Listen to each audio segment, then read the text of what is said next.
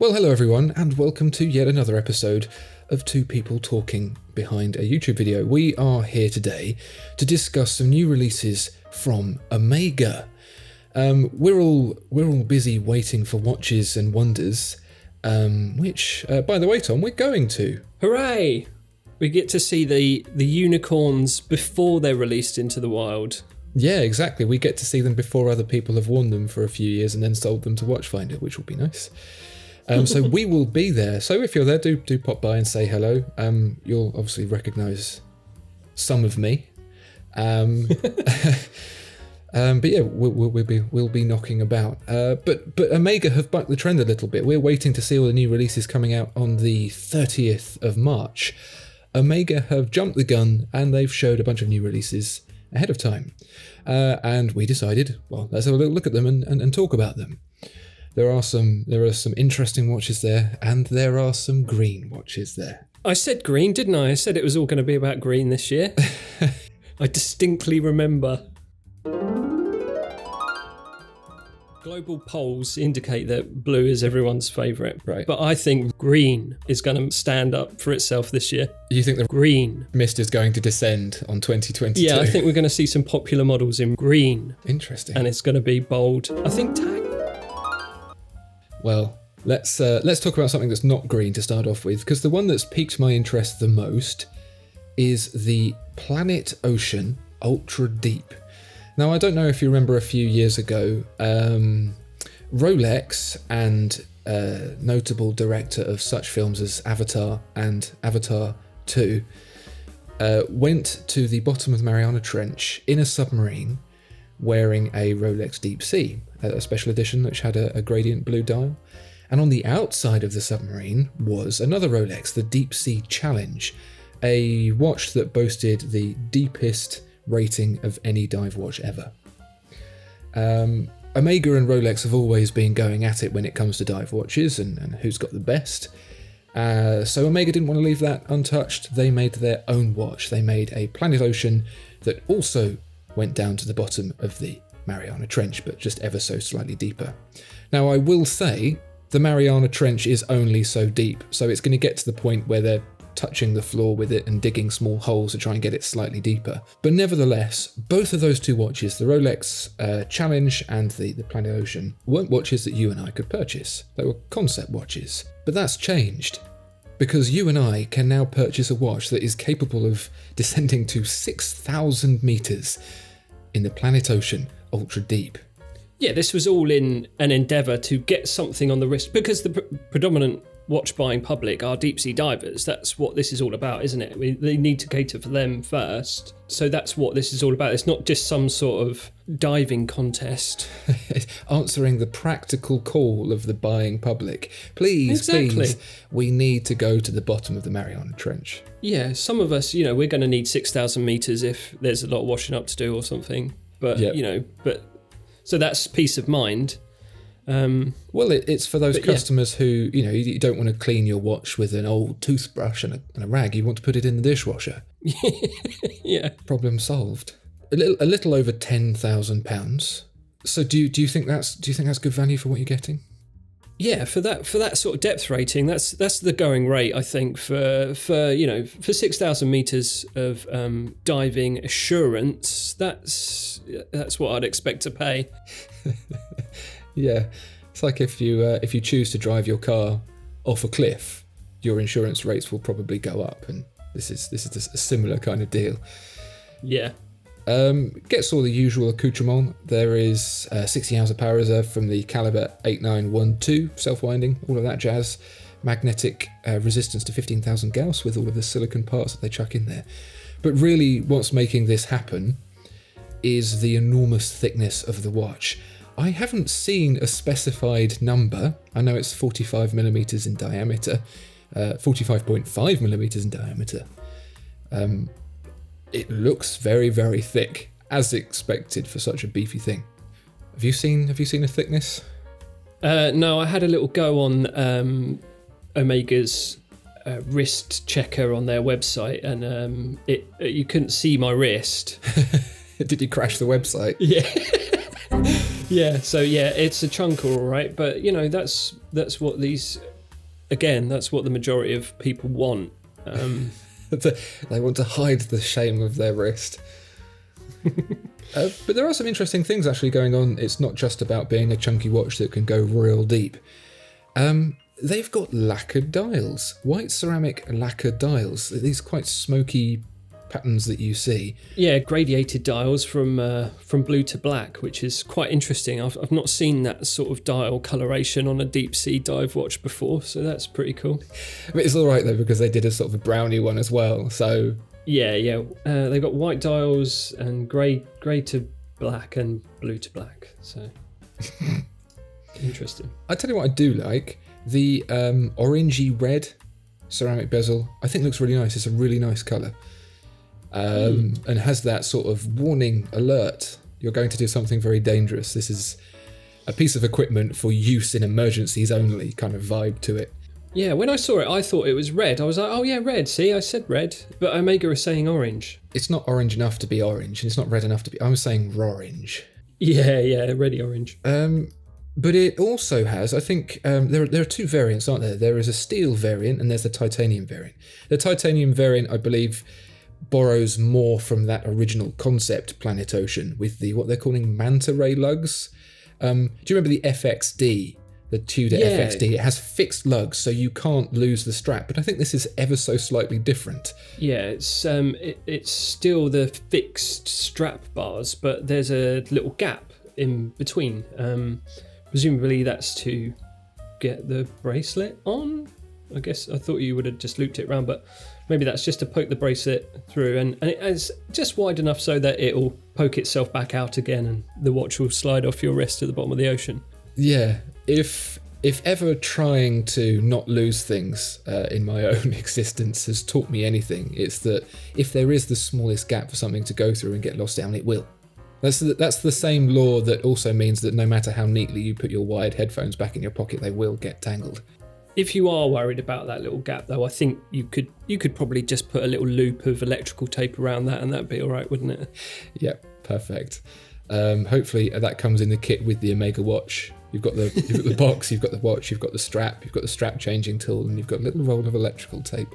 But we have to talk, that's titanium, we have to talk about Omega's new proprietary steel.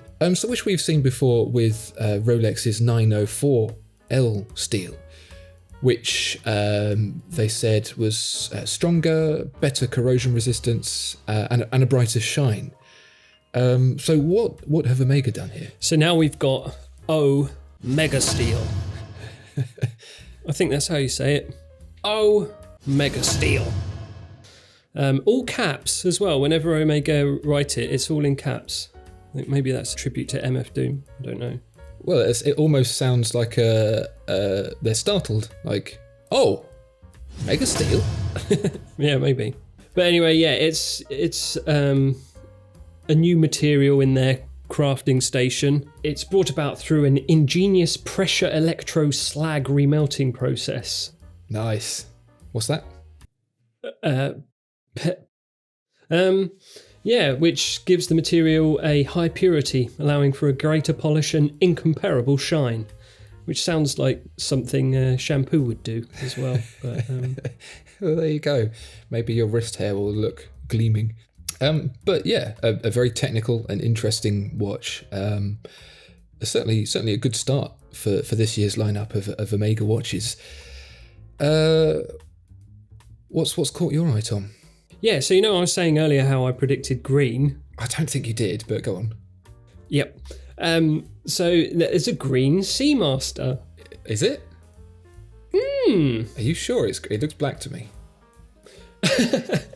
Well, so that's interesting because from Omega's press images, it is green. It is quite muddy. It's a sort of grassy green, but it's a little bit murky to me. I'm yet to see images of it out in the wild or on someone's wrist. They're just studio product shots that Omega have provided. So I'm not sure if there's anything out there of what it looks like in the reels. Yeah, I'd like to see it worn and how you would wear it and how you would accessorize with it, because it might wear a bit more casual, But yeah, from what I can tell, it seems a little bit muddy to me. I'm not quite sure. Well, yeah, you said grassy green. I think I would probably say swamp grass at night green. But I do know that looking at other Seamaster bezels, the ceramic bezel, that when it catches in the light, it almost has like a pearlescent metallic sheen to it. So maybe this will glow quite bright green in the light. I don't know. Maybe camo murky military green is the new thing. Maybe that's what they're going for, a military vibe. But yeah, that's your lot for the Seamaster. It's green. Yeah, green. Yeah, I mean, we were definitely expecting to see new colours of things. I thought the Seamaster might get a little bit more than that, but if you're disappointed, then head on over to the Seamaster Aqua Terra range, because Omega have released the new range of Seamaster Aqua Terra Oyster Perpetual Edition with 5 new colours. Yeah, so there's 2 size ranges for these new Aqua Terra collections. There's the 38mm range, which has the diamond markers and a trapezoidal date window at 6, and those dials are sunbrushed and lacquered in bold colours. You've got Atlantic blue, bay green, saffron, sandstone and terracotta. Those last 3 are light brown, brown and red. However, if you click on the product pages for each of those last 3, the light brown one says it's white, the brown one says it's yellow, and if you click on the red one, it says the dial's brown. So go figure. The 34mm range includes, so they've got 18 karat white gold hands and markers, and the markers are rounded to resemble sailboat holes apparently, and the date window is also rounded. And the sunbrush dials come in 5 pastel colours: sea blue, lagoon green, sandstone, which again on the product page says is white, shell pink and lavender. So yeah, very nice, funky. It's definitely so that you predicted a lot of funky colours coming out this year, and I think that's definitely seems to be coming true. Yeah, I mean, for all the facetiousness about these looking like Omega is cannibalising the scarcity of Oyster Perpetuals that are available for sale, it is nice to see bright colours and the choice to go down a more monochromatic route or to pick out something a little bit more vibrant. Lord knows over these last few years we could do with a little bit of colour in our lives, and if that's just limited to the watch on our wrist, then great. And I mean, competitive pricing, perhaps not quite so much as it used to be. Nearly £5,500 for the 38mm. So that's getting up there towards the RRPs that Rolex is charging for the Oyster Perpetual, except, presumably, you'll actually be able to go to a shop and buy these ones. And this feels like a very much a marketing position in trying to cannibalise that lacking in Rolex's collection. It's a shame to see the teak dial has been lost in replacement for a sunburst one. I quite like the teak dial. I thought it was a real standout feature of the Aqua Terra. The sort of pinstripey grainy effect. Yeah, exactly. Yeah, it was. I don't know. Seemed like a magnet for dust. The idea was, this is the history of the Aqua Terra design. There was the Seamaster way back when, and it was a bit more of a dressy watch, really for keeping out dust and dirt. And then Rolex did the Submariner, and Omega were like, oh, we need to make a proper Seamaster that's actually for diving. So they did the Seamaster 300 in 1957, I think. And that was then updated over time to become the Seamaster that we now know today. But they didn't want to ditch the look and feel of the Seamaster 300, and so that inspired the Aqua Terra. More of an ornate, historical vibes luxury diver, where the Seamaster was more of a practical diver. And as part of the luxury feel of the Aqua Terra, they thought, oh, what is luxurious when it comes to the sea? Yachts. What do yachts have? A teak deck. And they mimic that teak deck on the dial. And now that's gone. So it's more just a simple time and date only watch with a sunburst dial and colourful patterns. Yeah, well, I think they're trying to embrace the ocean spirit with the colours. You've got the earthy colours and the ocean hues, and then the sailboat inspiration is on those rounded markers that are supposed to look like the holes. Well, when the sea turns yellow or red, we'll know we're in trouble. Yeah. But yeah, I think it's probably the right response. They're very nice watches. They're certainly not particularly innovative, but I hope they sell, and they deserve to sell because they're going to be high quality, they're going to be available, and they come in some nice colours. Yeah. So earlier this year we were talking about the Canopus Gold Speedmaster, which Omega released. It was their first release of the year, and now we've got the Moonshine Gold Speedmaster, which is some colour variations in 18 karat gold, Moonshine dial, or PVD green dial. So you've got gold on gold or green on gold. Right, so another appearance of that murky green colour that we saw with the Seamaster. Yeah, this is weird because this now this feels even murkier. This is almost black, so I'm not sure if it's the same green. I don't know what their dyeing process is. Yeah, so these are 18 karat gold Moonshine gold dial with ceramic bezels and Ceragold tachymeter scale, and there's black coated hands and markers and subdials, and the green dial one is a PVD green step dial with green ceramic bezel and Ceragold tachymeter scale and 18 karat gold Moonshine gold hands and markers. So quite nice and luxurious looking, but again, the green I think is going to be an acquired taste. Yeah, I think like you said about the Seamaster, needs to be seen first, doesn't it? I'm sure the press pictures look absolutely nothing like how it looks like in real life. That's usually the case. I do also take slight offence to the idea of Moonshine gold. The moon famously being silvery grey seems an odd colour to pick for your gold. I understand that it is the moon watch and they want to get the word moon in there because I don't know if you know, but the Omega Speedmaster went to the moon. Oh yeah.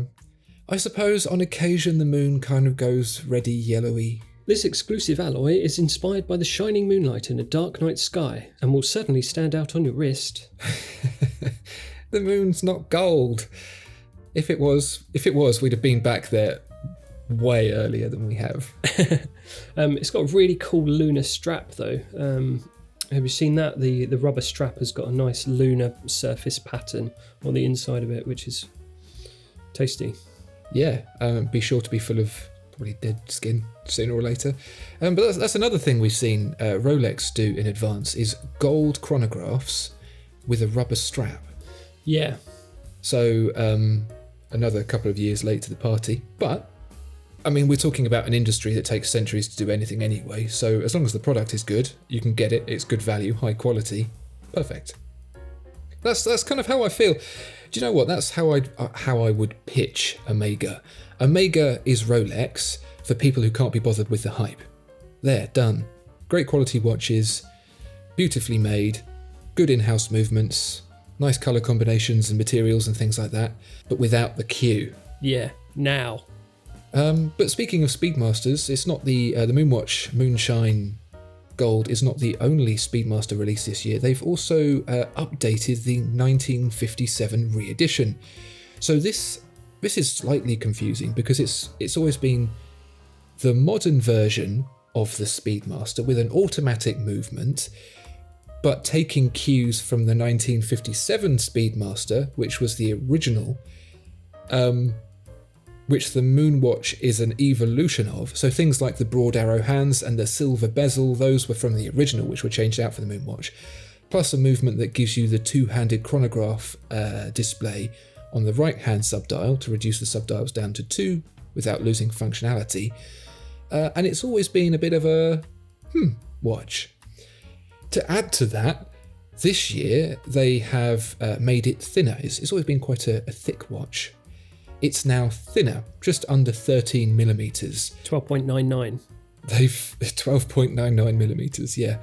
And they've done that by taking the caliber 9900 and lopping off the automatic winding rotor. So the Speedmaster 57, like the Moonwatch we were just looking at a second ago, is now also a manually wound watch.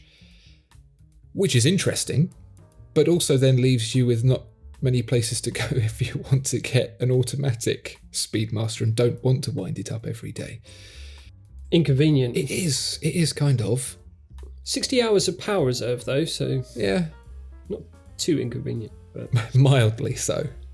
This was the watch for people who didn't want to go down the full heritage route of the Moonwatch and have the manually winding and all of that sort of business. They wanted a Speedmaster and they wanted the modern version of it. We wanted the styling, the sandwich dial and the broad arrow hands and the dot over 90, of course. Yes, the dot over 90 is... Keep your eye on the tachymeter scale to spot the iconic dot over 90. How can we miss it at this point? And yeah, they've taken that automatic winding away. Be interesting to see how it does. Perhaps one of the big complaints about this watch was that it was too thick, because 13mm isn't still particularly slim, and they've had to achieve that by chucking away some of the movement. Nevertheless, interesting idea. Maybe it might give birth to something from Rolex that's hand wound.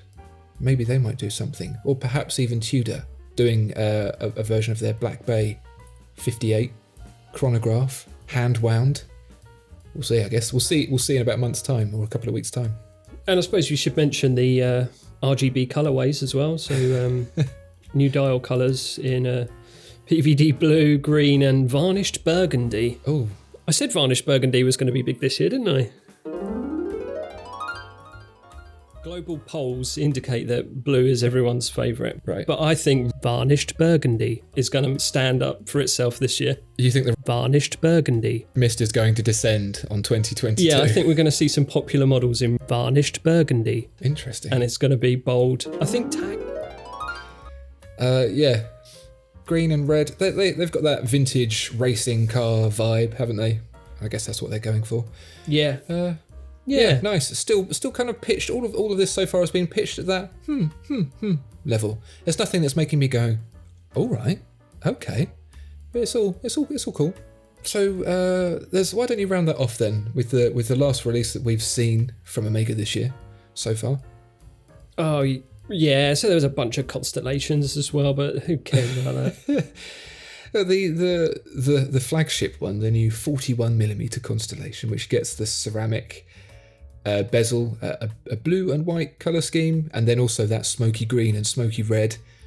Kind of nice, I guess. Yeah, so there's the steel in blue ceramic bezel and white ceramic bezel, and then there's steel and gold versions with red lacquered and green, and then there's a grey rhodium dial one as well. Yeah, they're all right. Yeah, they're quite sort of quite sophisticated looking. There's a 28mm range in steel with all your favourite pastel colours again. Pink, purple, green and blue. And I think the most interesting ones from the Constellations is the 29mm versions in 18 karat Sedna gold with aventurine dials, which are very, very nice. And again, they've got an RGB thing going on here. Did they manage to get the colours right this time? Yeah, so what I found interesting was the aventurine green on these new Constellations. To me, it looked like the ocean. I thought that would have been great for a Seamaster. You've got this sort of looks like this ocean churn from an aerial view. I think it's really cool. Well, you'll have to write in and tell them.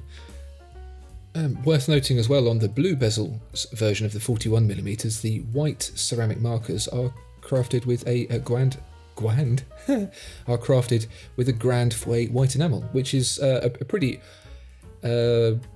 interesting and historical process where glass beads are fired in a very hot furnace. It melts down and creates a very, very bright white, uniform, shiny finish, which you probably won't notice straight away, but it's just a nice little extra touch for that watch. Yeah, it does look really, really crisp and pop in that one. That's the best one of that bunch, I think. Nice, isn't it? The others are, again, a little bit murky. These muddy brown, the muddy reds and muddy greens. I don't know. Maybe there's a richness that I'm too stupid to appreciate. Well, I look forward to seeing them in the reels and getting hands-on, as they say. And hopefully with the right light and real eyeballs and no press photography, they'll look really cool. And I think really that summarises everything that they've shown so far. And I'd like to say as well, whilst it might seem like we're being a little bit pessimistic on some of the lack of innovation, I'd like to say, on these watches, I think it's also worth rewinding a little bit and remembering that this desire to see new, exciting, never seen before every single year, is a pretty recent thing, and I would rather go back to seeing just some nice amendments every year to watches that we know, with the occasional new release that's exciting and innovative every 5 years or so. This demand for brand new product all the time just isn't sustainable from a number of different avenues. Let's just enjoy what we've got and let it evolve and appreciate over time, and not demand the newest, latest, greatest every year. So on that front, Omega, good on you. Yeah, I think there's some nice refinements there, and 6,000 meters depth, record-breaking depth that you can buy. That's great, isn't it? Perfect. Sign me up. And in a couple of weeks' time, we'll go and see at the Rolex stand to see what Omega will be releasing next year. So do come along to Watches and Wonders if you can. I don't really know how that works. I know we're going. Otherwise, you'll get to see our coverage of the event while we're there. And let us know if there's anything in particular that you've heard is coming out that you would like us to get some coverage of. But until then, we're going to go back to our desk jobs. Bye, everyone. Bye-bye.